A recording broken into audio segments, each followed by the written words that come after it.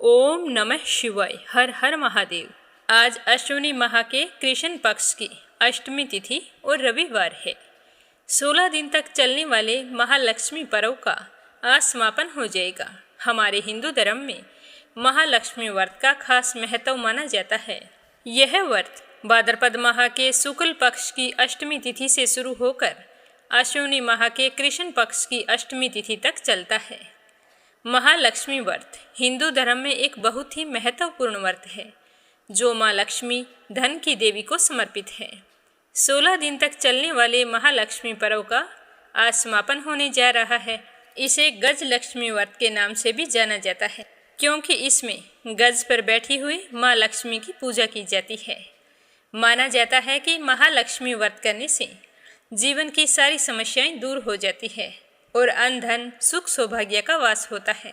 माँ लक्ष्मी की पूजा में सबसे पहले पूजा स्थल पर हल्दी से कमल बनाया जाता है और उसके ऊपर माँ लक्ष्मी जी की गज पर बैठी हुई मूर्ति स्थापित की जाती है। और इस पूजा में श्री यंत्र जरूर रखना चाहिए क्योंकि यह माँ लक्ष्मी का प्रिय यंत्र है।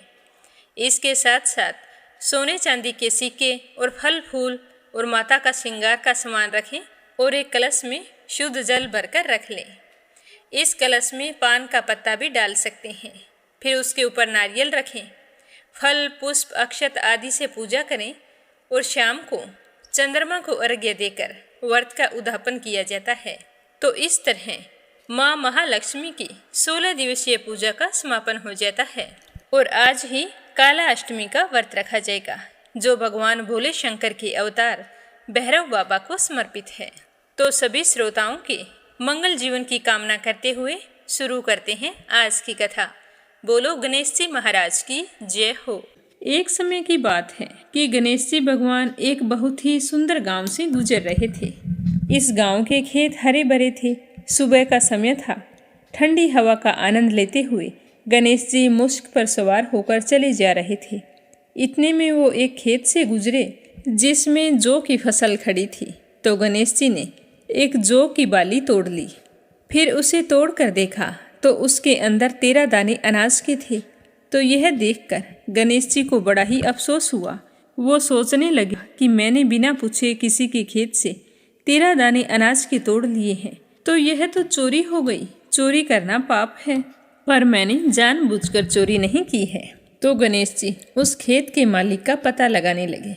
तो किसी ने गणेश जी को बताया कि यह खेत हमारे गांव के सेठ जी का है। तो गणेश जी पता लगाकर सेठ जी के दुकान पर पहुंच गए और कहा कि सेठ जी मुझे काम पर रख लो, मुझे नौकरी की ज़रूरत है। तो सेठ जी को काम वाले की ज़रूरत थी तो सेठ जी ने उसे काम पर रख लिया। तो गणेश जी कहने लगे कि मैं आपके यहाँ 12 साल नौकरी करूँगा। तो सेठ जी ने कहा कि कोई बात नहीं, जब तक तुम्हारी इच्छा हो तुम नौकरी कर सकते हो। तुम यह बताओ तुम्हारा नाम क्या है। तो गणेश जी भगवान कहने लगे कि मेरा नाम तो गणेश है। फिर गणेश जी तो सेठ जी के यहाँ नौकरी पर लग गए। घर का सारा काम करते और समय मिलते ही खेत में काम करने के लिए चले जाते।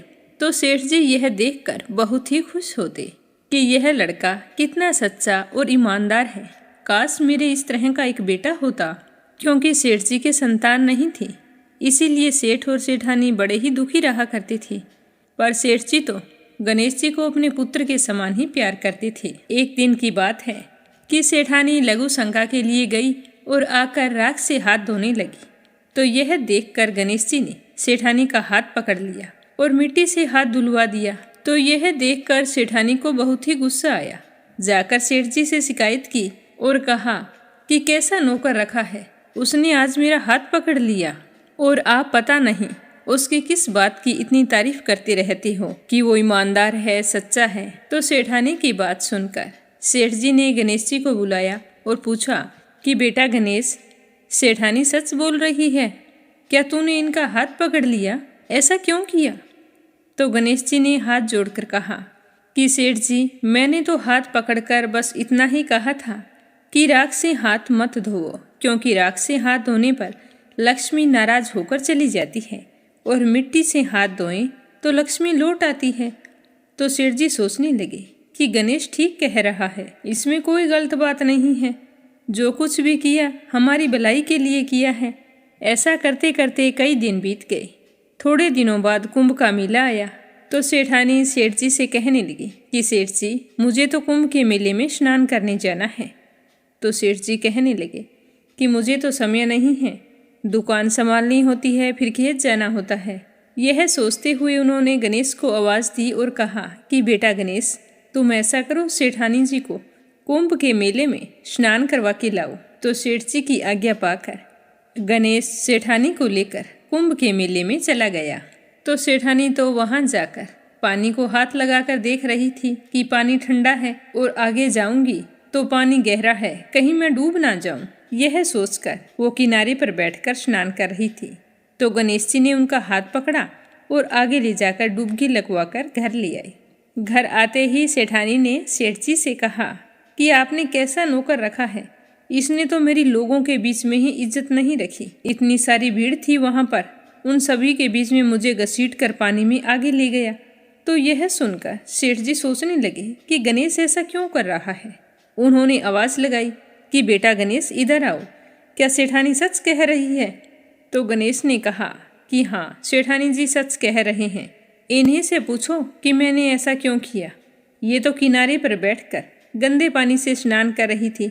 जब हम इतनी दूर से कुंभ के मेले में स्नान करने के लिए गए हैं तो कम से कम अच्छे पानी में जाकर डुबकी तो लगाओ। तो यह सुनकर सेठ जी फिर सोचने लगा कि गणेश जी सच कह रहा है।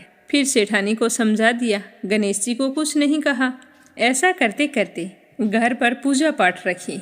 हवन हो रहा था तो सेठ जी ने गणेश जी से कहा कि जाओ सेठानी जी को बुला कर लाओ कि हवन शुरू होने वाला है।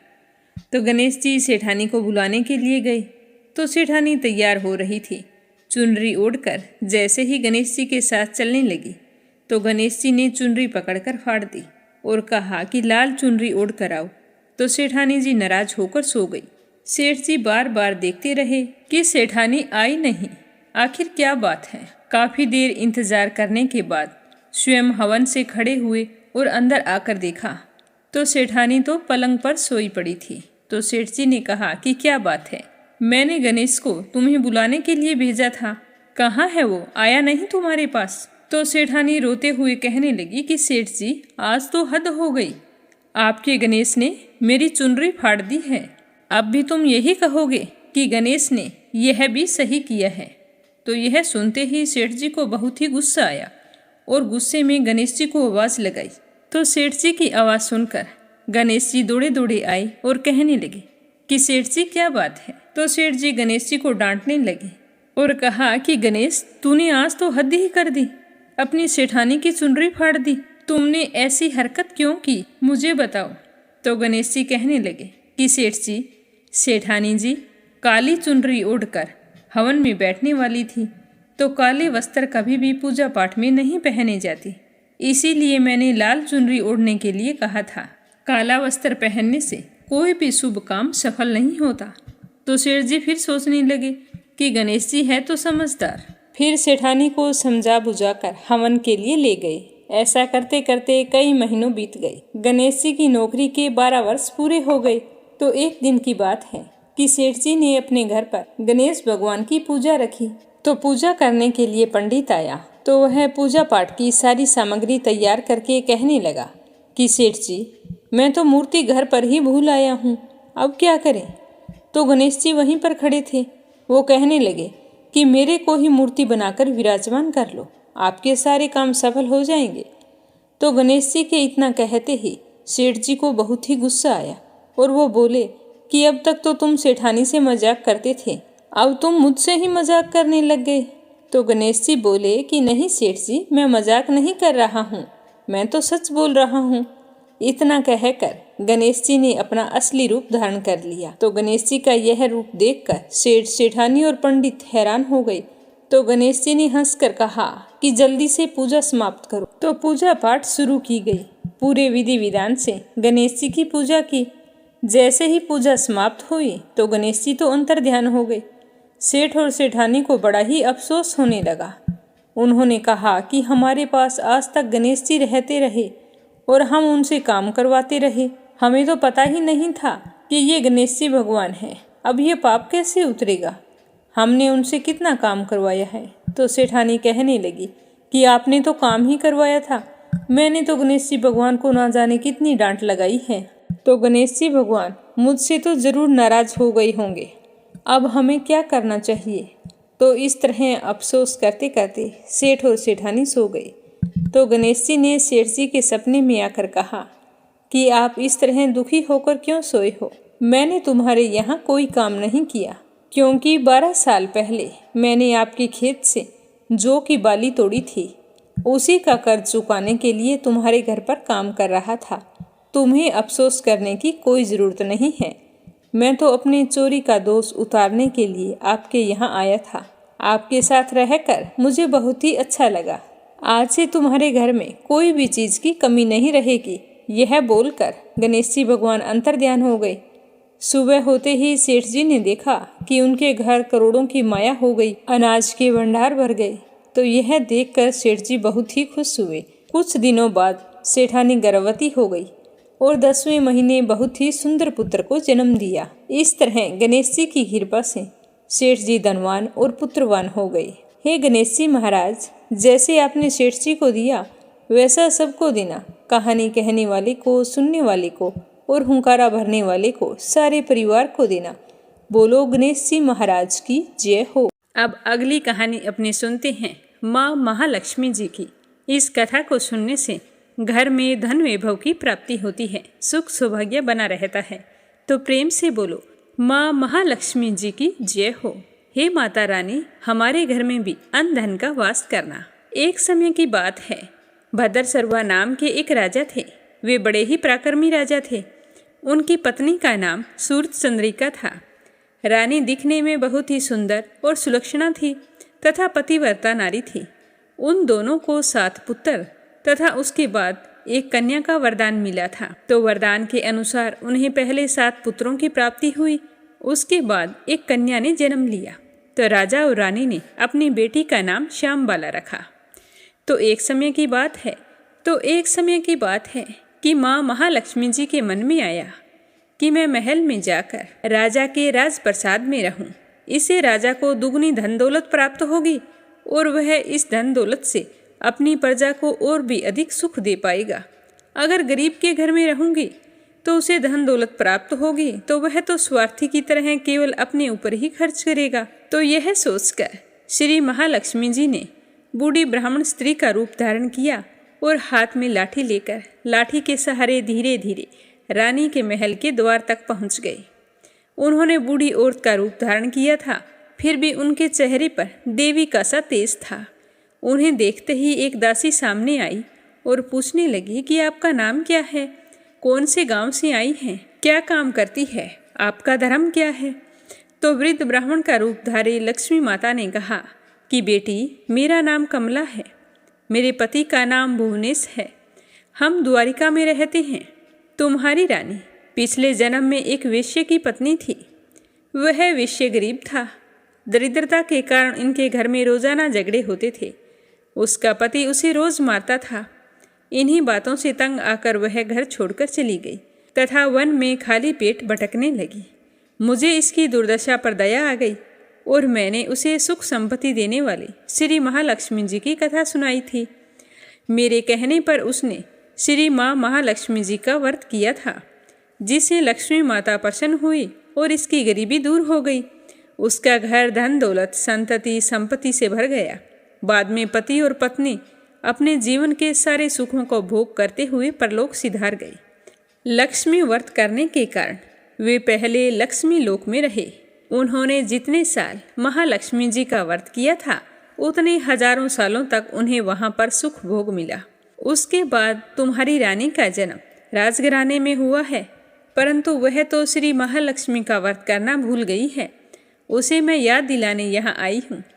तो बुढ़िया की बात सुनकर दासी ने उन्हें प्रणाम किया तथा श्री महालक्ष्मी का व्रत किस तरह किया जाता है इसके बारे में पूछा। तो महालक्ष्मी जी ने दासी को पूजा की विधि और व्रत की महिमा बताई। इसके बाद वह दासी माता को प्रणाम करके रानी को बताने के लिए अंदर चली गई। लेकिन राज वैभव में रहते हुए रानी को अपने ऐश्वर्य का बहुत ही घमंड हो गया था। संपत्ति तथा अधिकार की वजह से वह उन्मत्त हो गई थी। दासी द्वारा बताई गई बुढ़िया की बातें सुनकर वह आग बबूला हो गई और भागकर राजद्वार पर आई और बुढ़िया के रूप में आई श्री महालक्ष्मी पर बरस पड़ी। क्रोध के मारे ना जाने कौन कौन से शब्द कहने लगी। रानी को पता नहीं था कि बुढ़िया के रूप में माँ महालक्ष्मी स्वयं आई है। रानी का इस तरह से रूखा बर्ताव देखकर और अपना अनादर देखकर माता ने वहाँ ठहरना उचित नहीं समझा। वो सोचने लगी कि इसे तो अपने आप पर बहुत ही घमंड है, मुझे यहाँ से चलना चाहिए। तो वह बुढ़िया के रूप में आई लक्ष्मी माता अपनी लाठी के सहारे धीरे धीरे महल से बाहर निकल गई और जंगल की तरफ जाने लगी। तो गांव में रास्ते में उन्हें राजकुमारी श्यामबाला मिली।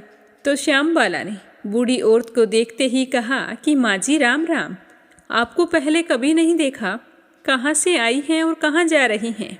तो लक्ष्मी माता कहने लगी कि बेटा, मैं तो तुम्हारी माँ से मिलने आई थी, उसे उसके पिछले जन्म के बारे में बताने के लिए। तो वो तो मुझ पर बरस पड़ी और मेरा अनादर किया है। मैंने तो उसे सिर्फ लक्ष्मी माता का व्रत करने के लिए बोला था। तो यह सुनते ही श्यामबाला ने अपनी ओर से माता महालक्ष्मी से माफ़ी मांगी और कहने लगी कि माँ जी, आप मुझे व्रत की विधि बता दो, मैं आपके बताई अनुसार व्रत जरूर करूँगी। तो माता रानी को उस पर दया आ गई। उन्होंने श्यामबाला को श्री महालक्ष्मी जी के व्रत के बारे में बताया। तो श्यामबाला ने पूरी श्रद्धा से श्री माँ लक्ष्मी का व्रत रखा। तो व्रत के फल के प्रभाव से राजा सिद्धेश्वर के सुपुत्र मालाधर से उसका विवाह हो गया। वह धन दौलत ऐश्वर्य वैभव से माला माल हो गई और पति के साथ ससुराल में आनंद से रहने लगी।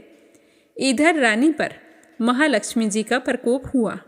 तो प्रकोप के कारण राजा भद्रसर्वा का राज्य और सारा कारोबार नष्ट हो गया, यहाँ तक कि खाने के भी लाले पड़ गए।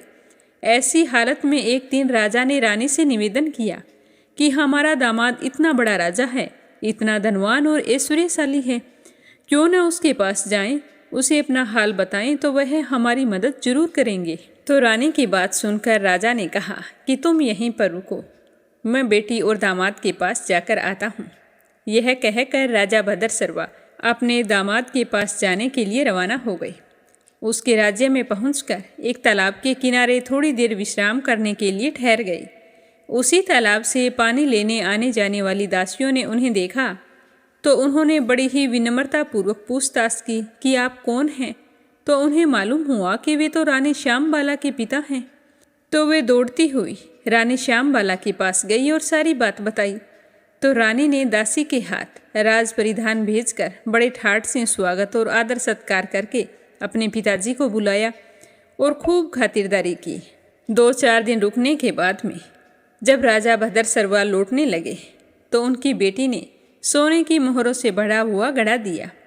जब राजा भद्रसर्वा घर लौट आई तो उन्हें देखकर रानी सूर्यचंद्रिका बहुत ही खुश हुई कि फटे पुराने कपड़े पहन कर गए थे और राजा के परिधान में वापस आए हैं, तो बेटी ने खूब सारा धन दिया होगा। तो राजा ने वह घड़ा अपनी पत्नी सूरजचंद्रिका को दे दिया। जैसे ही उसने घड़े को खोला तो कहने लगी कि हाय राम, हे भगवान, इस घड़े में तो कोयले भरे हुए हैं, पर यह तो सब महालक्ष्मी जी के प्रकोप से हुआ था। पर रानी को बहुत गुस्सा आया। वो सोचने लगी कि मेरी बेटी को धन का घमंड हो गया है और उसने हमारा अपमान किया है। तो इस बार वह स्वयं अपनी कन्या के पास गई। तो उस दिन श्यामबाला ने माँ लक्ष्मी का व्रत रखा था। अपनी माँ को आया देखकर वह बहुत ही खुश हुई और अपनी माँ से भी महालक्ष्मी का व्रत करवाया। व्रत और पूजा पाठ करने के बाद में रानी अपने घर आ गई। व्रत रखने से रानी को बड़ा ही सुकून महसूस हुआ। तो रानी भी नियम से लक्ष्मी माता के व्रत रखने लगी। तो महालक्ष्मी के व्रत रखने से उसे फिर से राजपाट, धन दौलत, ऐश्वर्य प्राप्त हुआ। तो वह सुख शांति और आनंद में जीवन बिताने लगी। कुछ दिनों के बाद में राजकन्या श्यामबाला अपने पिता के घर आई। तो उसे घर आया देखकर सूरजचंद्रिका को पुरानी बातें याद आ गई। सोचने लगी कि बेटी तो जरूर है, पर इसने अपने पिताजी को कोयलों से भरा हुआ घड़ा दिया था, बुरे वक्त में हमारे काम नहीं आई। आज भगवान की कृपा से मेरे तो खूब धन धान्य है। पुरानी बातों को याद करती हुई सूरजचंद्रिका ने अपनी बेटी के घर आने पर कोई खुशी जाहिर नहीं की। श्यामबाला को अपने पिता के घर पर कोई मान सम्मान नहीं मिला, बल्कि अनादर हुआ, पर उसने इस बात का बुरा नहीं माना। वह कुछ दिन मायके में रही और फिर ससुराल के लिए जाने लगी तो उसकी माँ ने उसे कुछ नहीं दिया, तो उसने वहाँ से थोड़ा सा नमक लिया और अपने पल्ले में बांध लिया और अपने ससुराल लौट आई। तो उसे देखते ही उसके पति ने पूछा कि श्याम बाला, मायके जाकर आई हो, क्या लेकर आई थी? तो उसने जवाब दिया कि मैं तो वहाँ का सार लाई हूँ। तो पति ने पूछा कि इसका मतलब क्या है? तो श्याम बाला ने कहा कि थोड़ा धीरज रखो, सब कुछ मालूम हो जाएगा। तो उस दिन श्याम बाला ने सारा भोजन बनाया तो उसमें नमक नहीं डाला और अपने पति को भोजन परोस दिया। पति ने जब भोजन चखा तो सारा खाना बिना नमक के था, तो उसमें कोई स्वाद नहीं आ रहा था। तो वो श्याम बाला से कहने लगे कि श्याम बाला, आज तुमने ऐसा कैसा भोजन बनाया है, इसमें तो कोई स्वाद नहीं है। तो अपने पति की बात सुनकर श्याम बाला ने अपनी चुनरी के पल्ले के लगाई हुई गांठ खोलकर उसमें से नमक डाल दिया, जिससे सारा भोजन स्वादिष्ट हो गया। तो उसके पति ने कहा कि अब तो भोजन स्वादिष्ट हो गया है, आपने बिना नमक के भोजन क्यों बनाया था? तो श्याम बाला कहने लगी कि स्वामी, यही है मायके से लाया हुआ सार। तो श्याम बाला के इतना कहते ही उसके पति को सारी बात समझ में आ गई। तो दोनों हंसने लगे और साथ साथ भोजन करने लगे। हे लक्ष्मी माता, जैसा आपने श्याम बाला को धन धान्य दिया, वैसा हमें भी देना, सुख सौभाग्य का वास करना, अन्न धन के भंडार भरना। जो भी आपकी कथा कहे, सुने या सुनाए, उसकी सारी मनोकामनाएं पूर्ण करना। बोलो माँ महालक्ष्मी जी की जय हो। कालाष्टमी के दिन कोई भी मनुष्य अगर सच्चे मन से भगवान शिव के रौद्र रूप भैरव बाबा की पूजा करता है तो उसे ग्रह दोष से मुक्ति मिलती है। साथ ही घर परिवार में सुख शांति, खुशहाली और धन वैभव का वास होता है। कुछ लोग भैरव बाबा का विशेष रूप से आशीर्वाद पाने के लिए कालाष्टमी के दिन व्रत भी रखते हैं, क्योंकि काल भैरव भगवान भोले शंकर का ही स्वरूप है। तो आज के दिन हमें इनकी कथा जरूर सुननी चाहिए, ताकि भोले शंकर की कृपा हम सब पर हमेशा बनी रहे। बोलो भोले शंकर की जय हो। पुराणों के अनुसार जब ब्रह्मा और विष्णु में विवाद हुआ, दोनों एक दूसरे को अपना पुत्र बता रहे थे। यानी कि विष्णु जी कह रहे थे कि ब्रह्मा मेरा पुत्र है, उनका जन्म मुझसे हुआ है, और ब्रह्मा कह रहे थे कि विष्णु का जन्म मुझसे हुआ है। तो इस बात को लेकर दोनों में विवाद बढ़ गया। कहते हैं कि उसी समय उन दोनों के मध्य में एक अग्नि स्तंभ प्रकट हुआ, जिसने उन दोनों से कहा कि आप दोनों में से जो भी इस अग्नि स्तंभ का ओर या छोर पता लगा लेगा, वही बड़ा होगा, वही सर्वत्र पूज्य होगा। तो यह सुनते ही ब्रह्मा ने एक हंस का रूप धारण किया और विष्णु जी ने एक वराह का रूप धारण किया। पितामह ब्रह्मा जी ने ऊपर और विष्णु जी ने नीचे की ओर प्रस्थान किया। एक समय आने के बाद श्री हरि विष्णु ने मान लिया कि इस अग्नि स्तंभ का कोई अंत नहीं है, किंतु ब्रह्मदेव किसी भी कीमत पर अपनी प्राज्ञा मानने को तैयार नहीं थे। कुछ ऊपर पहुंचने पर उन्हें वहां पर केतकी नाम का एक पुष्प मिला। तो उन्होंने उससे कहा कि यदि तुम मेरा समर्थन करो, अगर तुम मेरा समर्थन करती हो, तो मैं तुम्हें सबसे महत्वपूर्ण पुष्प की उपाधि प्रदान करूंगा। तो केतकी ने यह सुनकर पितामह ब्रह्मा जी की बात स्वीकार कर ली। तो पितामह केतकी के फूल को लेकर नीचे आ गए। आते ही जब अग्नि स्तंभ ने उनसे पूछा कि क्या आप दोनों में से किसी को मेरा ओर या छोर मिला, तो भगवान श्री हरि विष्णु ने तो मना कर दिया कि मुझे तो आपका अंत कहीं नहीं मिला। परंतु ब्रह्मदेव ने कहा कि हाँ, मुझे मिला है, और अपनी बात सच्ची साबित करने के लिए केतकी के पुष्प को प्रस्तुत कर दिया। केतकी ने भी पितामह ब्रह्मा जी के कहे अनुसार समर्थन किया। तब उस अग्नि स्तंभ ने एक पुरुष की आकृति ग्रहण की और प्रकट हो गई महाकाल महारुद्र भगवान शिव। उन्होंने पितामह से कहा कि आप असत्य बोल रहे हैं, मैं आपको श्राप देता हूँ कि आप अपनी असत्य भाषा के लिए कभी भी पूजे नहीं जाएंगे। केतकी के फूल ने आपका समर्थन किया है, तो उसे भी मैं श्राप देता हूँ कि मेरी पूजा में केतकी का फूल नहीं चढ़ाया जाएगा। तब पितामह ने क्रोधित होकर भगवान रुद्र को अपशब्द कहने शुरू कर दिए और स्वयं को बड़ा बताने लगे।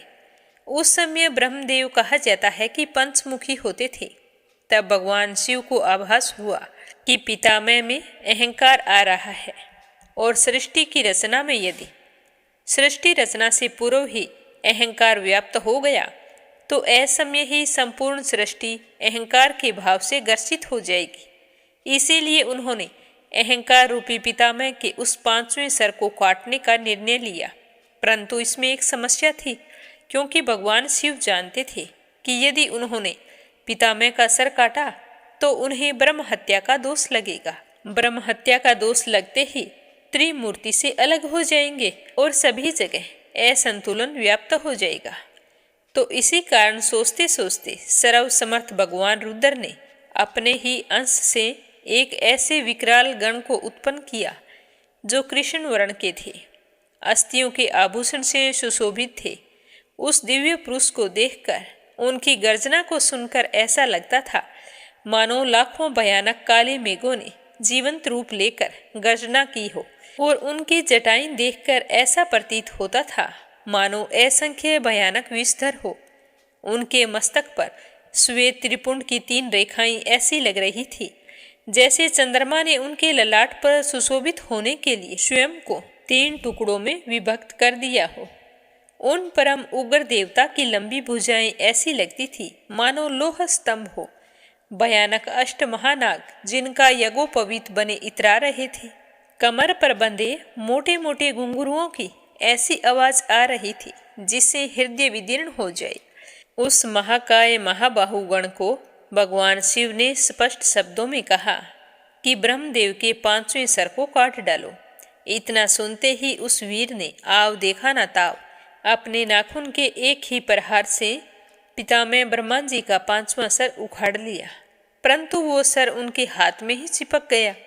जब उन्होंने भगवान शिव से इसका कारण पूछा तो उन्होंने उनसे कहा कि ये केवल ब्रह्मा का सिर नहीं है, अपितु ब्रह्म हत्या है। इस ब्रह्म हत्या के फलस्वरूप तुम्हें श्रापित होना पड़ेगा। तुमने पितामह के सर को काटकर इस सृष्टि की अहंकार से रक्षा की है, अतः आज से तुम्हारा नाम भैरव होगा। अब तुम जाओ और इस ब्रह्मा के सिर को लेकर सृष्टि में विचरण करो, और जहाँ भी ये सिर तुम्हारे हाथ से छूटकर गिर जाए वहीं तुम रुक जाना और स्थापित हो जाना। उसके बाद भैरव ने उस सिर को हाथ में लेकर सृष्टि के चक्कर लगाने शुरू कर दिए। वो सारी सृष्टि के अनंत काल तक भ्रमण करते रहे, परंतु कहीं भी वो सर उनके हाथ से नहीं छूटा। परंतु सृष्टि के चक्कर लगाते लगाते उनकी गति इतनी तीव्र हो गई कि वो समय से भी आगे निकल गई। जब भगवान नारायण के कर्ण कुंडल गिरे और काशी नगरी स्थापित हुई, तब वहां पर भगवान भैरव के हाथ से पितामह ब्रह्मदेव का वो सर छूटकर गिर गया। तब भगवान भैरव वहीं पर रुक गए। तब वहां पर भगवान शिव प्रकट हुए।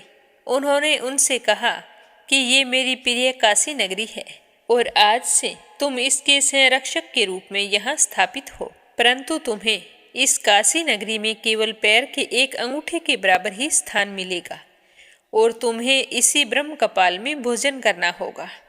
तुम अपनी तीव्र गति के कारण समय से आगे चले गए थे, अर्थात तुमने काल चक्कर पर भी विजय प्राप्त की है, अतः तुम काल भैरव के नाम से जाने जाओगे।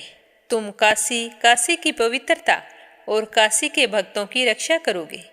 ध्यान रहे कि काशी में मरने वाले को यम स्पर्श ना करे।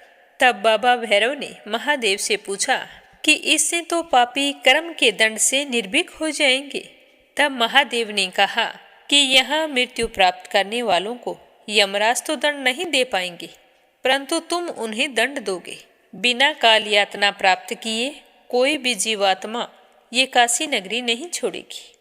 जिस जगह पर वो अग्नि स्तंभ प्रकट हुआ था वो जगह आज के समय अरुणाचल प्रदेश में स्थित है, और जिस समय पितामह ब्रह्मा जी का कपाल छूटा था वो जगह आज के समय में वाराणसी में स्थित है, जिसे कपाल मोचन कहा जाता है। बोलो भोले शंकर की जय हो, बोलो भैरव बाबा की जय हो। अपने बच्चों के उज्जवल भविष्य के लिए सुनते हैं जीतिया व्रत कथा। एक समय की बात है, एक वन में सेमर के पेड़ पर एक चील रहती थी। पास ही की झाड़ी में एक सियारिन रहती थी। दोनों में खूब अच्छी दोस्ती थी।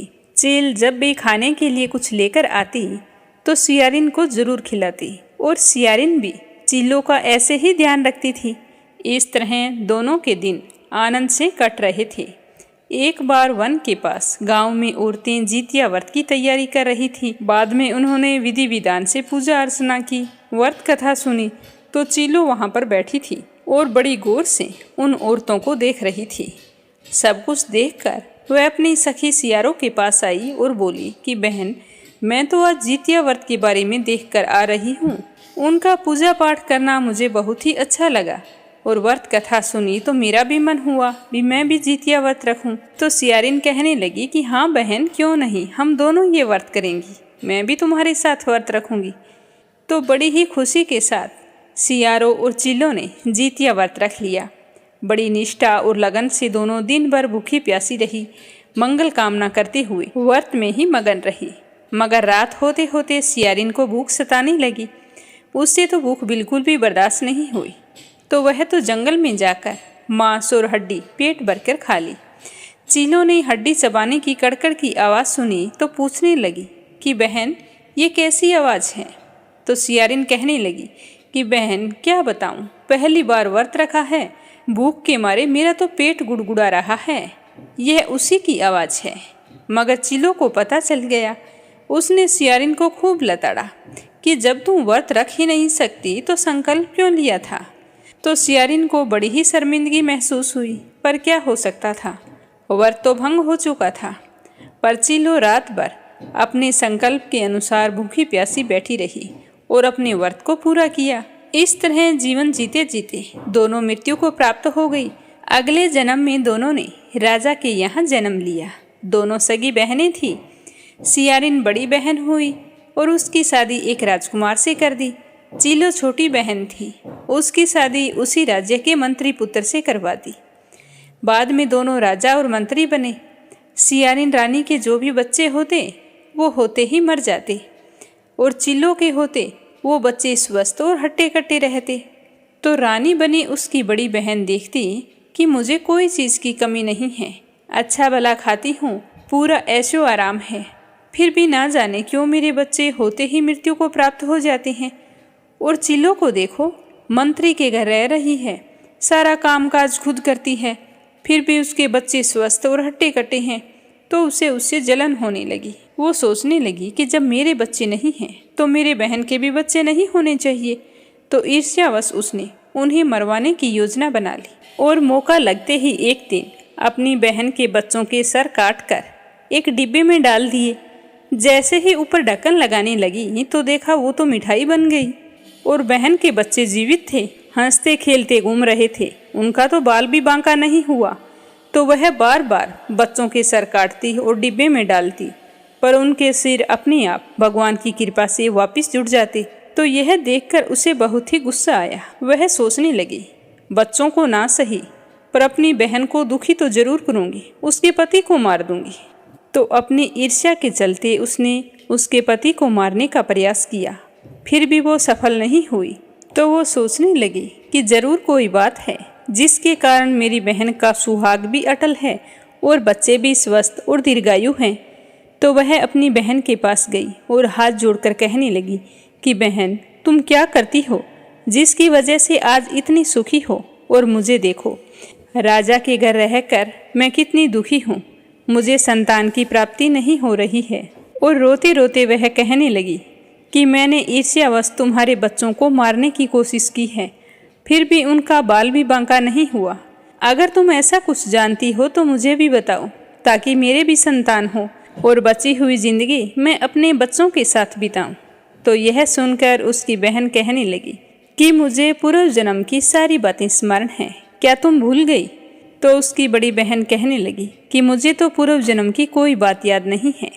तो उसकी छोटी बहन ने कहा कि हम पूर्व जन्म में तुम सियारिन थी और मैं चील थी, हम में आपस में खूब पटती थी, हमेशा एक दूसरे के साथ ही रहती, खाती पीती, हमारे दिन बड़े ही मज़े से कट रहे थे। एक दिन मैंने कुछ औरतों को जितिया व्रत करते हुए देखा था, तो उसके बारे में तुम्हें बताया, तो तुम भी मेरे साथ व्रत करने के लिए तैयार हो गई। व्रत तो तूने बड़ी श्रद्धा भाव से रखा था, लेकिन रात को भूख लगने के कारण तूने व्रत को भंग कर दिया। व्रत को बीच में ही तोड़ने के कारण तुम्हें यह दोष लगा है, जिसकी वजह से तुम आज इतनी दुखी हो। मैंने तो उस जन्म में भी पूरे श्रद्धा भाव से व्रत को किया था और आज भी करती हूँ। जीतिया माता के प्रभाव से ही मैं आज इतनी सुखी और संपन्न हूँ। मैं तो कहती हूँ कि तुम भी जीतिया माता के व्रत करना शुरू कर दो और अपनी की हुई गलती के लिए क्षमा मांगो। मुझे विश्वास है कि तुम्हें संतान की प्राप्ति अवश्य होगी। तो अपनी छोटी बहन का कहना मानकर उसकी बड़ी बहन ने व्रत रखने शुरू कर दिए। तो उसने एक व्रत रखा और दूसरा व्रत आने से पहले ही उसने एक सुंदर और स्वस्थ बालक को जन्म दिया। इस तरह जीवित पुत्री का व्रत करने से वह पुत्रवती हो गई और अपने जीवन के समस्त सुखों को भोगकर अंत में वैकुंठ लोक को गई। अब अपने सुनते हैं स्कंद पुराण का आगे का अध्याय। बोलो स्कंद पुराण की जय हो। बोलो शिव परिवार की जय हो। जैमिनी जी कहते हैं कि भगवान जगन्नाथ की स्थापना के बाद राजा इंद्रद्युम्न ने मन ही मन आश्चर्य से चकित होकर पितामह से पूछा कि हे भगवान, यज्ञ के अंत में भगवान विष्णु ने वैसे ही काष्ठ निर्मित स्वरूप धारण किए थे जो रथ पर विराजमान थे। आपने मंदिर के भीतर भी उन्हीं विग्रहों के रूप में भगवान की प्रतिष्ठा की है। पहले आकाशवाणी ने भी मुझसे यही कहा था कि इस अपौरुषीय वृक्ष से भगवान 4 स्वरूपों में अभिव्यक्त होंगे, परंतु इस समय तो ये एक ब्राह्मण रूप में प्रतिष्ठित दिखाई दे रहे हैं। हे प्रभु, यदि आप मुझे इस रहस्य को सुनाने का अधिकार समझते हैं तो मुझे विस्तार पूर्वक बताइए। तो राजा इंद्रद्युम्न की बात सुनकर पितामह ने कहा कि हे राजन, यह काष्ठ की मूर्ति है। ऐसा सोचकर तुम्हारे मन में इसके प्रति साधारण प्रतिमा बुद्धि ना हो। वास्तव में यह परब्रह्मा का स्वरूप है। जो विदारण करे या दान दे उसको दारू कहते हैं। परब्रह्मा परमात्मा स्वभाव से ही सब दुखों का विदारण और अखंड आनंद का दान करते हैं, इसीलिए उनका नाम दारू है। इस प्रकार चारों वेदों के अनुसार भगवान श्री हरि दारूमय हैं। वे जगत के स्रष्टा हैं, इसीलिए उन्होंने अपने को भी दारूमय स्वरूप में प्रकट कर लिया है। शब्द ब्रह्मा और पर ब्रह्मा में कोई भेद नहीं है। प्रलय के समय दोनों एक ही होते हैं। जब सृष्टि का निर्माण होता है तो इनमें व्यवहारिक भेद रहता है। शब्द और अर्थ दोनों एक दूसरे की अपेक्षा रखने वाले हैं। अर्थ के अभाव में शब्द नहीं और शब्द के अभाव में अर्थ बोध नहीं होता।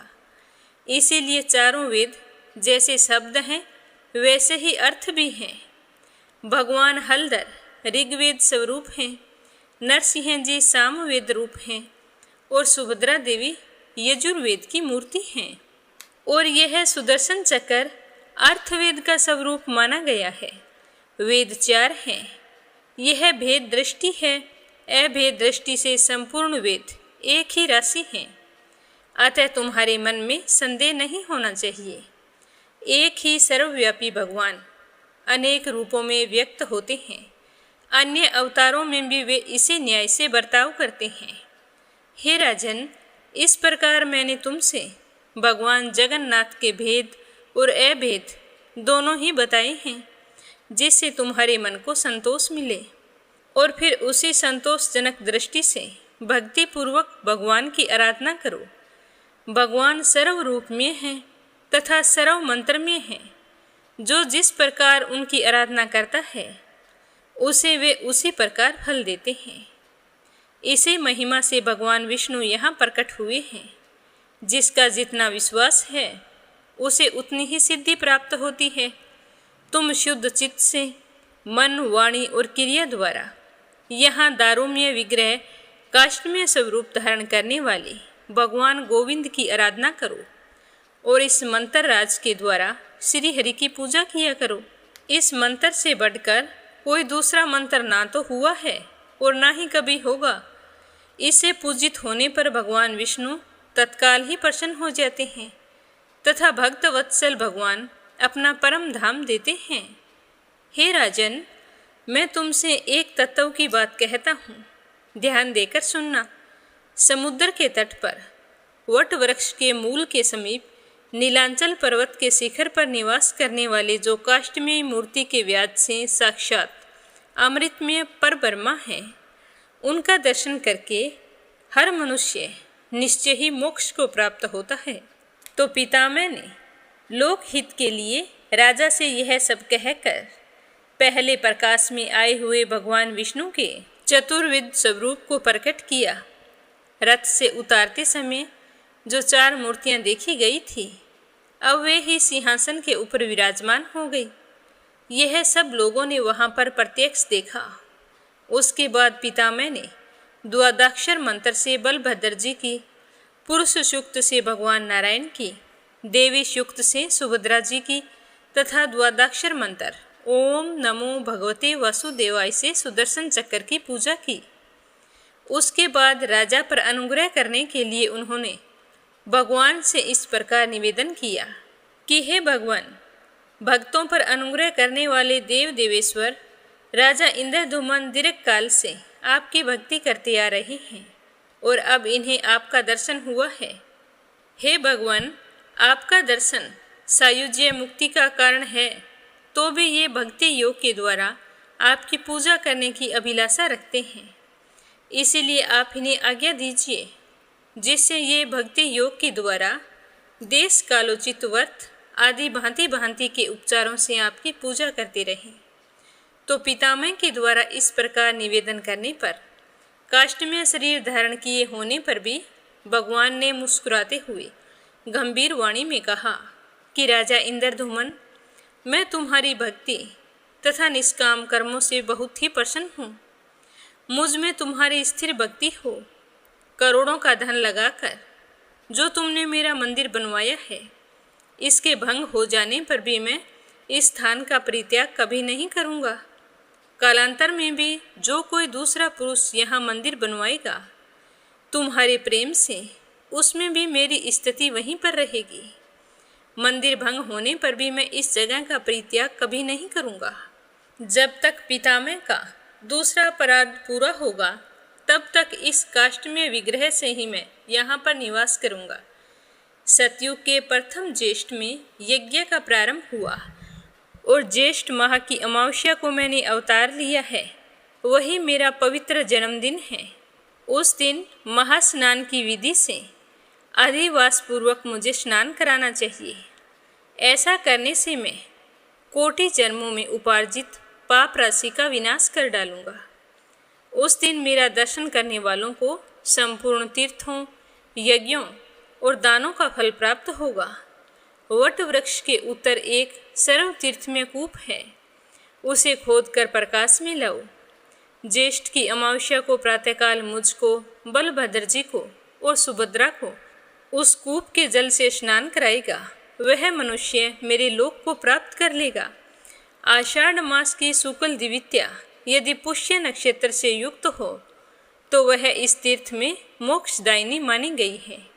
नक्षत्र के अभाव में भी मेरी प्रसन्नता के लिए उस तिथि को यात्रा करनी चाहिए।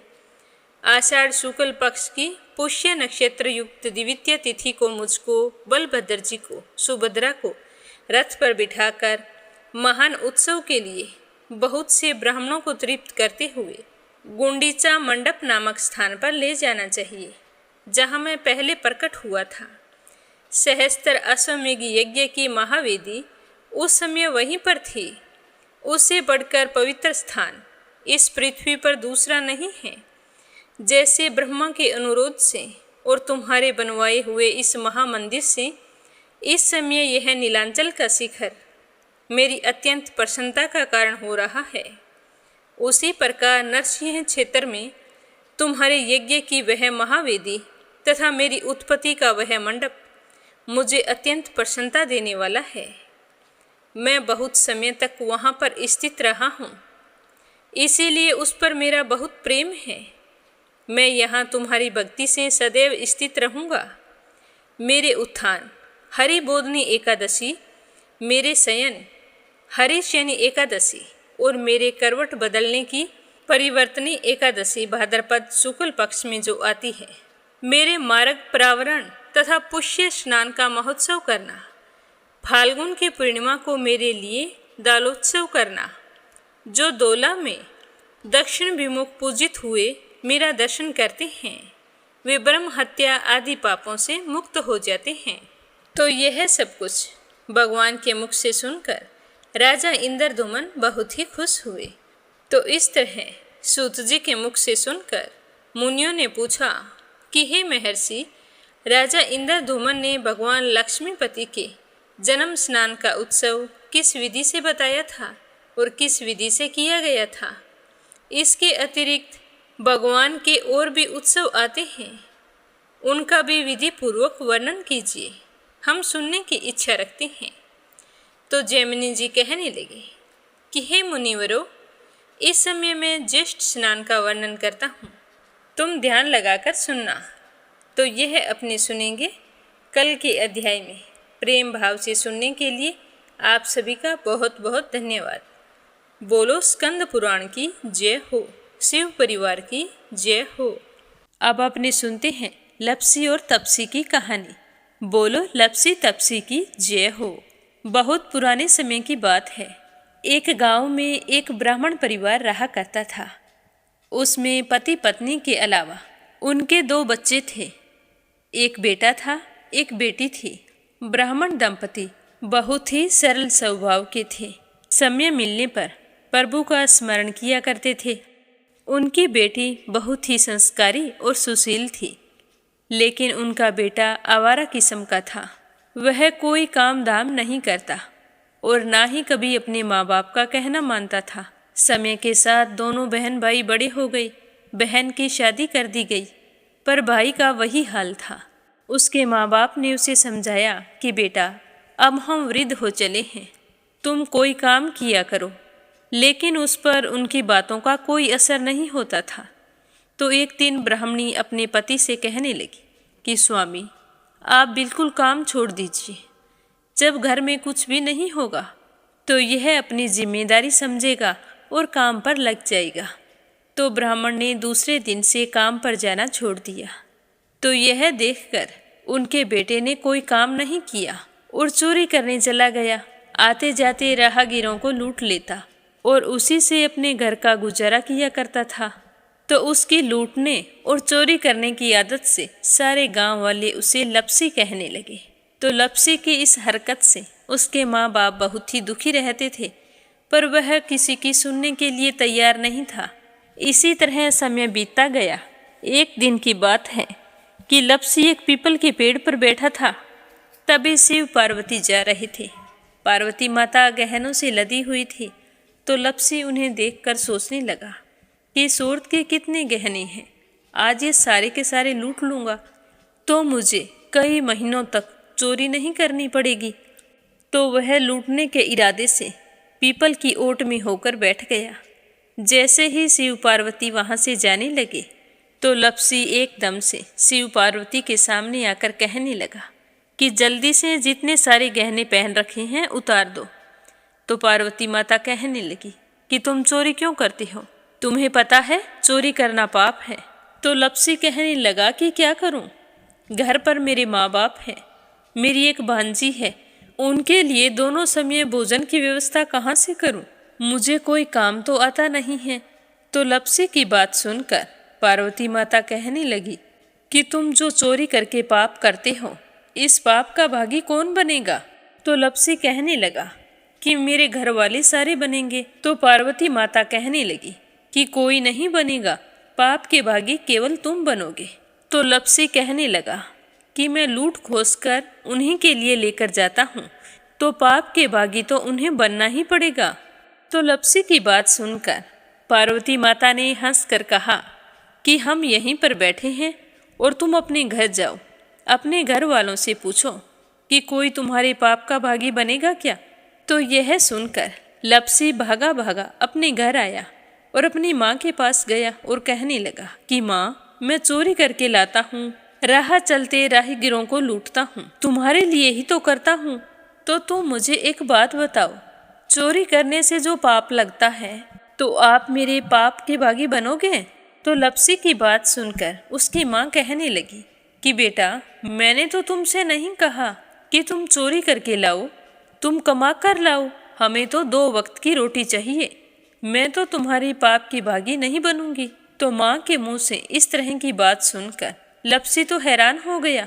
फिर वह अपने पिताजी के पास गया और जाकर कहने लगा कि पिताजी, मैं जो कुछ भी लूट खोस के लाता हूँ वो आपके लिए ही तो लाता हूँ। देखो मैंने लूट कर कितना धन इकट्ठा कर लिया है, कितने ऐशो आराम हैं तुम्हारे। अगर मैं चोरी नहीं करता तो क्या ये सब हमें मिलता? पिताजी, मैं तुमसे एक बात पूछता हूँ कि चोरी करने से पाप लगता है, तो उस पाप में आप मेरे भागीदार बनोगे क्या? तो लप्सी की बात सुनकर उसके पिताजी कहने लगे कि बेटा, मैंने नहीं कहा कि तुम चोरी करके लाओ, तुम कमा कर लाओ, मैं तुम्हारे पाप का भागी नहीं बनूंगा। तो माँ बाप के मुंह से इस तरह की बात सुनकर वह बहुत ही उदास हुआ और सोचने लगा कि मैं कितने महीनों से चोरी कर रहा हूँ, ना जाने मुझ पर कितना पाप चढ़ गया है, और ये तो बोल रहे हैं कि पाप के भागी हम नहीं बनेंगे, तो अब क्या होगा? तो वह बड़े ही दुखी मन से शिव पार्वती से मिलने के लिए चल पड़ा। जैसे ही घर से बाहर निकलने लगा तो उसकी छोटी सी भांजी दरवाजे पर खेल रही थी। उसे पता नहीं था कि पाप पुण्य क्या होता है, तो वो कहने लगी कि मामा, पाप की भागी मैं बनूंगी। तो उसके इस तरह कहते ही लप्सी ने उसे गोद में उठाया और चल पड़ा। शिवजी भगवान और पार्वती माता के पास जाकर कहने लगा कि घर वालों ने पाप का भागी बनने से मना कर दिया है और एक यही है जो पाप की भागी बनने को तैयार है। फिर लप्सी बड़े ही दीन स्वर में कहने लगा कि हे भगवान, मैं समझ गया हूँ कि चोरी करना पाप है। आज तक जो मैंने काम किया वो बहुत ही गलत था, लेकिन अब मैं इसका प्रायश्चित करना चाहता हूँ। अब तुम ही बताओ, मुझे मेरे पापों से मुक्ति कैसे मिलेगी? तो उसकी बात सुनकर शिव पार्वती बहुत ही खुश हुए और लप्सी को कच्चे सूत का एक छोटा सा गोला देते हुए कहा कि लप्सी, ये सूत लो और इस पीपल के चारों ओर परिक्रमा लगाओ। जब यह सूत समाप्त हो जाएगा तब तुम्हारे सारे पाप नष्ट हो जाएंगे। तो यह सुनकर लप्सी बहुत ही खुश हुआ। सोचने लगा कि छोटा सा गोला है, अभी लपेट कर घर चला जाऊंगा, उसके बाद में कभी कोई पाप नहीं करूंगा। फिर उसने अपनी बांजी को कंधे पर बैठाया और पीपल की परिक्रमा लगानी शुरू कर दी। अब भगवान का वह सूत खत्म कहाँ होने वाला था। लप्सी चक्कर लगाता गया पर वह सूत खत्म नहीं हुआ।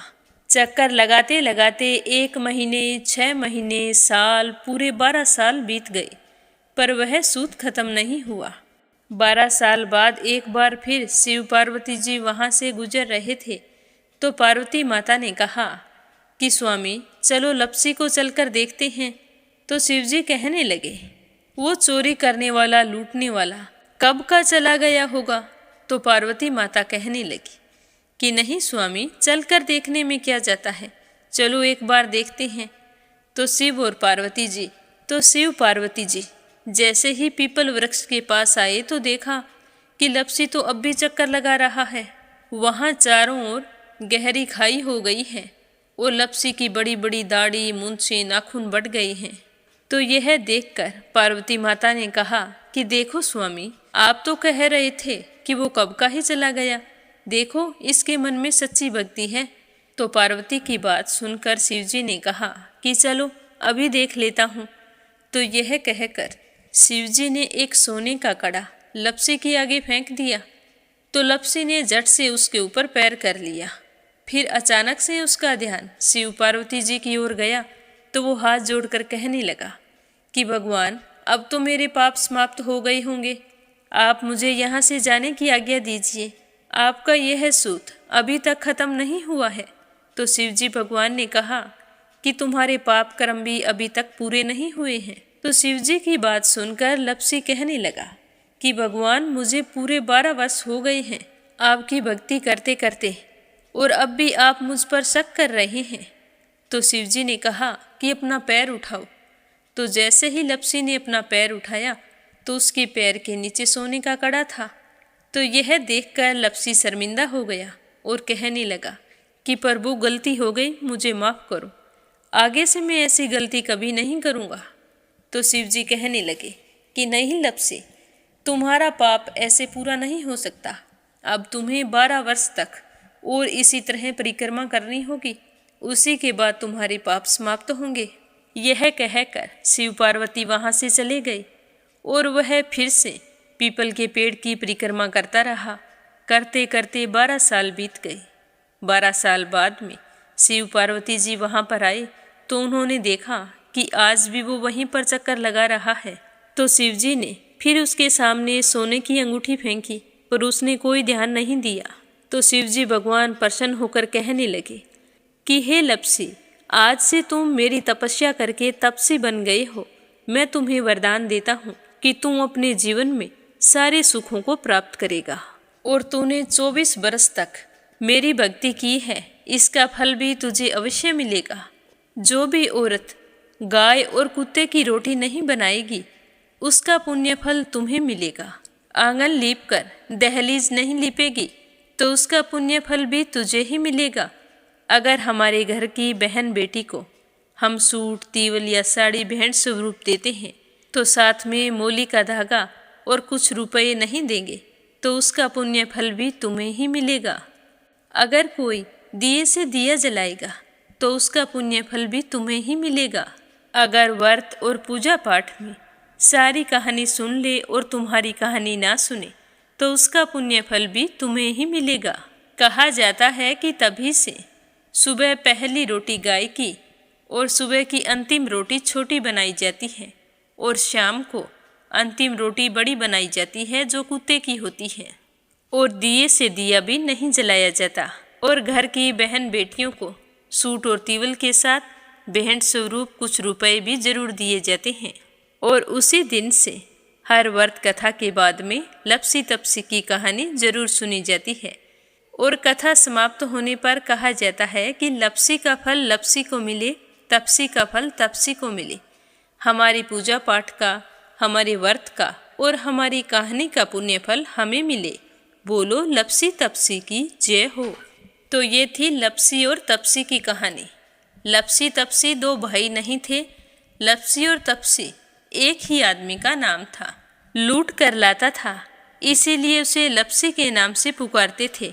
और फिर भगवान की तपस्या करने के कारण उसे तपसी के नाम से जाना जाने लगा। बोलो लप्सी तपसी की जय हो। अब अपने सुनते हैं प्यारे श्रोताओं के नाम। इससे पहले आज आपको बता दूं कि समय के अभाव में गीता जी का अध्याय और महात्म्य प्रस्तुत नहीं किए गए हैं, तो यह अपने कल के अध्याय में सुनेंगे। आज का पहला कमेंट संजय, सोनिया, हिताक्षी, दीपेश, मयंक हरियाणा से। दूसरा है अपराजिता मीना श्रीवास्तव नेपाल से। और तीसरा है आरती खैरावर अगरखर से। आशा शर्मा, विष्णु, ज्योति, अंशु भीलवाड़ा से। सरला रानी करणपुर से। परमेश्वरी रघुवीर सिंह दिल्ली से। नीलम जायसवाल हैदराबाद से। श्रीमती यशोदा उड़ीसा से। देवी सिंह कार्तिक, पायल, सौम्या, उमा रघुवंशी गजबा सौदा से। श्रीमती शर्मा अलीगढ़ से। शीला सिन्हा, मीरा श्रीवास्तव, ममता श्रीवास्तव, माला छम्मा जौनपुर से। रुक्मणी शर्मा अम्बाला से। यूएन तिवारी, इंदिरा तिवारी लखनऊ से। संजू सैनी, सुनीता सैनी सेखड़ा से। श्यामवती, सुषमा, विष्णु हरियाणा से। कमला गुरुग्राम से। राधा रोहिला दिल्ली से। सुनीता पवार मध्य प्रदेश से। मयूर गुजरात से। सीमा जोशी, रवि कुमार जोशी दिल्ली से। सुनीता रानी मेरठ से। श्रीचंद यादव गया बिहार से। विमला नेपाल से। शोभा कुंवर पुरोहित अहमदाबाद से। जगदीश, कृष्णा, सोनू, संतोष, लकी, चित्रा, मंजीत, ज्योति, हनी सोनीपत से। योगेश्वरी भटनागर राजस्थान से। वंदना वर्मा इंदौर से। प्रीति शर्मा दिल्ली से। निर्मला सिसोदिया दिल्ली से। बीना, देविका, कनिका वाशने अलीगढ़ से, धनीराम धर्मशाला हिमाचल प्रदेश से, सरोज अग्रवाल जबलपुर से, यमलाल पांडे, पवित्र पांडे, गौरव पांडे, गंतव्य पांडे नेपाल से, गीता गोस्वामी, सुनीता गोस्वामी मेरठ से, रेखा धर्मेंद्र शर्मा जयपुर से, चंद्रकांता दिल्ली से, संगीता अग्रवाल, कमला देवी अग्रवाल दुलिया महाराष्ट्र से, संजीव कंसल, कविता कंसल, हितेश कंसल, आरुष कंसल, रानी कंसल मुजफ्फरनगर से, मीरा अग्रवाल बंगाल से, कोमल निर्मल मुंबई मीरा रोड से, सुनीता गोयल उत्तराखंड से, दीपिका यादव रायपुर से, मंजू मेहता बारां से, उमा तिवारी उत्तराखंड से, गीता सैनी करनाल से, नर बहादुर पाल भागीरथी पाल नेपाल से, सुदेश नागपाल करनाल से, इंदिरा रावत, मोहित रावत पलवल से, प्रमोद यादव साहू हिमाचल प्रदेश से, मंजू चौधरी भीलवाड़ा से, अंजलि शर्मा उत्तर प्रदेश से, मोनिका नागर तिगांव से, कमला देवी भीलवाड़ा से, सुमन जालंधर से, निर्मला पांचाल करनाल से, कोमल कुमारी रजनी बड़ोला उत्तराखंड से, रामवती देवी जगबीर सिंह, रवि कुमार, राहुल कुमार, अनुज कुमार, रुद्र कुमार, ज्योति, वंदना, भावना, आराध्या,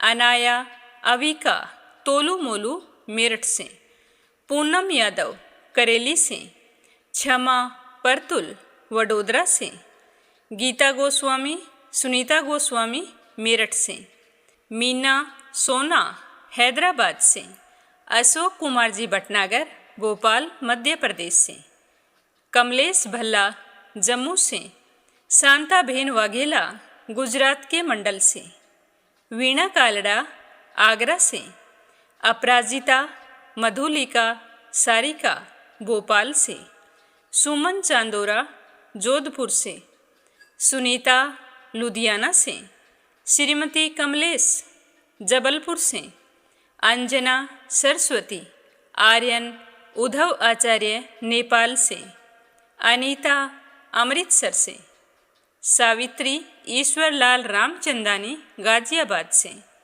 निकिता सेजवानी, पवन सेजवानी, करण सेजवानी, विशाल सेजवानी, पायल सेजवानी अहमदाबाद से, पूजा पाठक उत्तराखंड देहरादून कोशानी से, प्रेमलता गोयल मुंबई से, सीताराम जायसवाल, शकुंतला जायसवाल वाराणसी से, जयश्री पंवार, गोरखनाथ पंवार महाराष्ट्र से, जगत नारायण पराशर दिल्ली से, कमलेश लाल रुड़की से।